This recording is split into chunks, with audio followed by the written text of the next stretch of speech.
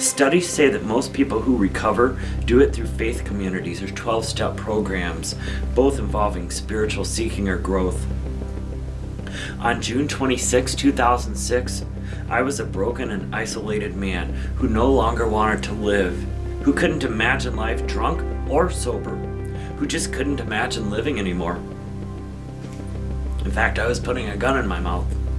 When I look back at that day, I see myself in jagged fragments, pieces of me scattered around the floor. I knew my addiction was bigger than me, and I knew there had to be something in this universe bigger than it. I reached out to that higher power.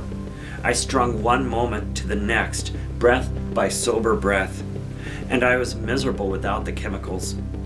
I haven't had a drink or a mind-altering substance since that day. I'm grateful for that, and I feel blessed, lucky, visited by grace. No different from the addicts I've visited in prison and hospitals, or the ones I've buried. And I'm not cured. This disease will always be with me, a part of me. So I go to 12-step meetings and work those steps. I surround myself with supportive people. I avoid places and things I shouldn't be around. I pray and meditate. I help others and ask for help when I need it. I do my best to live in a way that makes up for the things I've done in the past, to make daily living amends to others and to myself. I try to do no harm each day, to live and let live.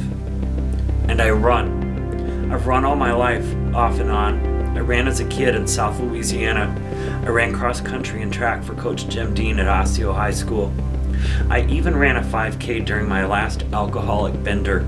I don't recall the race, but I still have the t-shirt.